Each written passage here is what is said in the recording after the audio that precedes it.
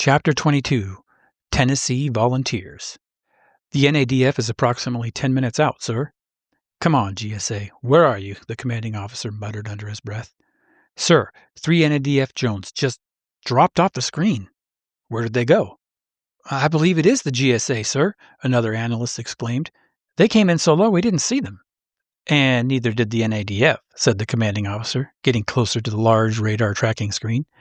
2 more NADF drones down, and a transport has been hit. It looks to be making an emergency landing, sir. Ground units, look to the skies. The GSA drones are taking them down. We've got an NADF transport drone going down on the east side, the commander said. Roger that. We have a visual. We'll be there to greet them. Good. Watch your 6 with those drones, but the GSA has them pretty distracted right now. Just keep your eyes open. 10-4.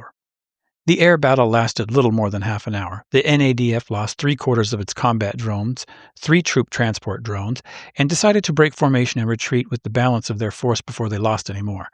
The RDF promptly collected the NADF troops from the downed transports, treated the few injured, and detained the rest for processing. The Sparrows were the first on the scene at the detention centers. Quickly cleared by the RDF brass and the governor, they brought food and necessities to the NADF detainees. They assisted in tending to the wounded, patching up minor cuts and scrapes, setting bones, administering pain meds, and offering to allow them to contact their families. Here are some insights. The NADF is the New America military. The RDF is the regional defense forces, like the National Guard, resisting the takeover of the regional government by the president. I know it can be confusing with all these acronyms, but that's what's going on.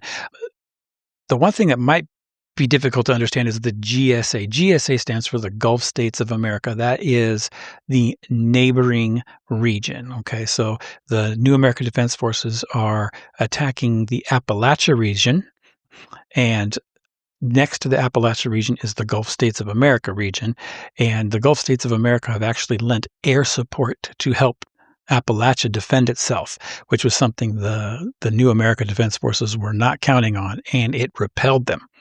They actually were defeated and had to return to Washington because they were not able to take over the Appalachian government. Now, Governor Alvarado is not going to accept that. He is not going to be happy that he underestimated the amount of resistance. So they are definitely coming back. They're going to go for the Gulf States of America next, and then they're going to come back to Appalachia with double the force because they're not going to be rebuffed. So it's going to be nasty. But we'll see what happens. It will be interesting.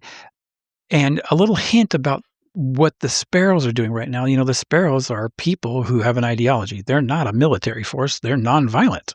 So what is their role in a civil war like this? Well, we kind of see what they're doing. They're showing up with, medical support, helping people, no matter what side it is. They are helping, people who are wounded.